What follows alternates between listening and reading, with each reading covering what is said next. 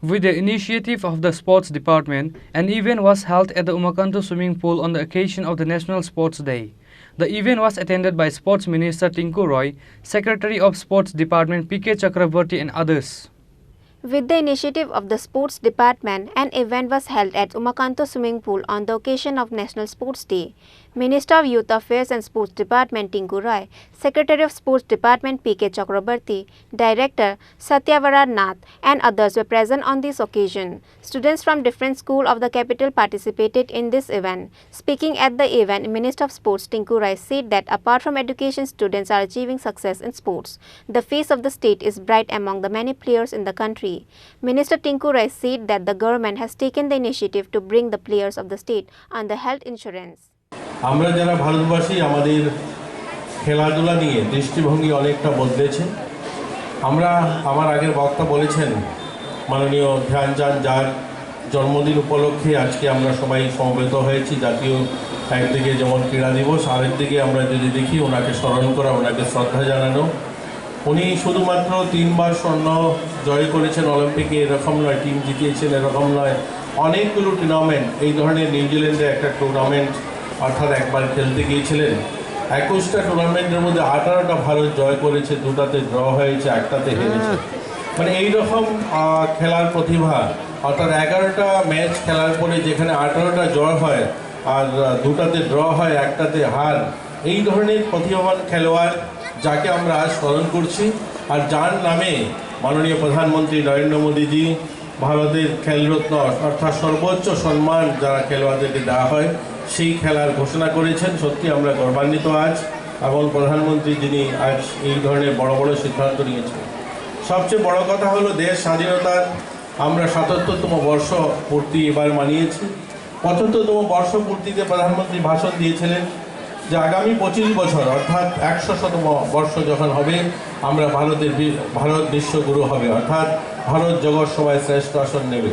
কবি বলেছিলেন ভারত আবার জগৎ সভায় শ্রেষ্ঠ আসন নেবে, আজ নেবে বলা হচ্ছে, অর্থাৎ আমরা সেই লক্ষ্যে পৌঁছাতে শুরু করেছি। কিছুদিন আগে চন্দ্রায়ন দেখেছি আমরা এই ধরনের অনেকগুলো কর্মক্ষেত্রে আমরা ভারত অনেক এগিয়ে চলছি, দ্রুত গতিতে এগোচ্ছি। আগে সরকারের প্রায়োরিটি লিস্টে থাকতো অন্ন, বস্ত্র, শিক্ষা, স্বাস্থ্য, এগুলো মানুষের মৌলিক অধিকার, এগুলোকে নিয়েই সরকারের ভাবনা, সরকারের চিন্তা থাকতো। কেন্দ্র এবং রাজ্য দুটো সরকারের এইরকম পরিকল্পনা ছিল, কিন্তু আজ বদলেছে। আজ আমাদের ত্রিপুরা সরকারও অন্ন, বস্ত্র, শিক্ষার সাথে সাথে খেলাটাও প্রায়োরিটি গ্রুপে এসছে। আপনি গতকালকেই যদি দেখুন, গত পরশু দিন নীরজ চোপড়া যখন বিশ্বের চ্যাম্পিয়ন হয়েছেন, প্রধানমন্ত্রী ওনার পেজ থেকে ওনাকে ধন্যবাদ জানিয়েছে। এটা এর আগে বোধহয় খুব কম হয়েছে। আজকের দিনে প্রত্যেক সপ্তাহে, প্রত্যেক মাসে দেখবেন কোনো না কোনো খেলাধুলায় বিশ্বের বিভিন্ন জায়গায় আমাদের ছেলেমেয়েরা অ্যাচিভ করছে, এবং সেগুলোকে প্রধানমন্ত্রী ওনার পেজ থেকে টুইট করেন এবং ওগুলোকে সম্বোধন জানান এবং তাদেরকে ডেকে নিয়ে প্রধানমন্ত্রী কার্যালয়ে কথাও বলেন, তাদেরকে সম্মানও দেওয়া হয়, তাদেরকে সম্বোধিত করা হয়। এর আগে এগুলো ছিল না।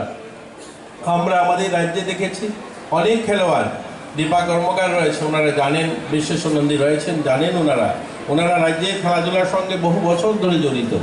ওনারা জানেন আমাদের এই রাজ্যে এই জিমন্যাস্টিক প্র্যাকটিস করতে গিয়ে তার মেরুদণ্ড ভেঙে যায়। সরকারি কোনো সাহায্যের ব্যবস্থা ছিল না, সরকারি কোনো পরিকল্পনা ছিল না। প্রত্যেক বছর শত শত ছেলেমেয়েরা বহিরাজ্যে খেলতে যায়, ন্যাশনাল ইন্টারন্যাশনালে বিভিন্ন প্রতিযোগিতা অংশগ্রহণ করতে যায়।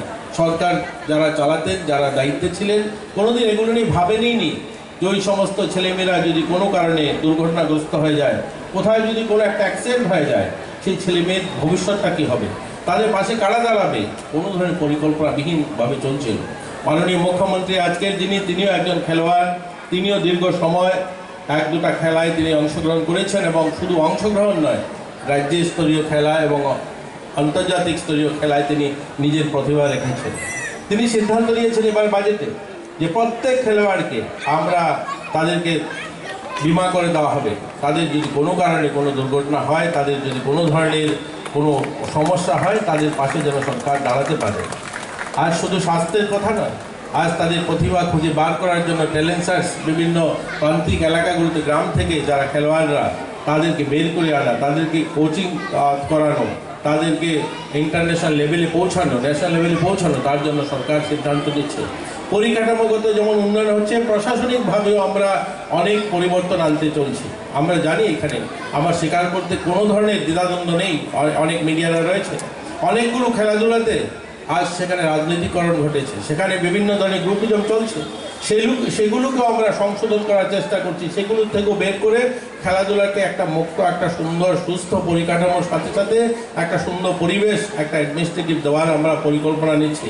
আমরা সেগুলো কাজ করছি। আমরা চাই আমাদের ছেলেমেয়েরা, প্রতিভাবান ছেলেমেয়েরা, তারা যেন তাদের প্রতিভা কোনো অংশে কারো কারণে, কোনো গ্রুপের কারণে, কোনো ব্যক্তির কারণে তাদের প্রতিভা নষ্ট না হয়, তারা যেন তাদের প্রতিভাকে রাজ্যস্তরীয় এবং জাতীয় স্তরে তুলে ধরতে পারে, তার জন্য সরকার অঙ্গীকারবদ্ধ এবং সেই দিশাতে সরকার কাজ করছে। আমরা খুব শীঘ্রই দীর্ঘ সময় যেটা জঙ্কার ধরে আছে, অর্থাৎ সেখানে ময়লা জমে আছে, বললেই সেটাকে পরিবর্তন সম্ভব নয়, রাতারাতি সমস্ত কিছু বদলে যাবে এরকম নয়, কিন্তু আমরা এগোচ্ছি, আমরা করছি, আমরা লড়াই জারি রেখেছি। আমরা একটা সুন্দর সুস্থ পরিবেশ খেলাধুলায় আমরা আপনাদেরকে উপহার দিতে আজ আমরা জাতীয় এই ক্রীড়া দিবসে আমরা সংকল্প নিচ্ছি যে আমরা আমাদের সরকার, মাননীয় মুখ্যমন্ত্রী, একটা সুন্দর পরিকাঠামো এবং সুন্দর পরিবেশ আমরা আপনাদেরকে উপহার দেব। এই কথাগুলো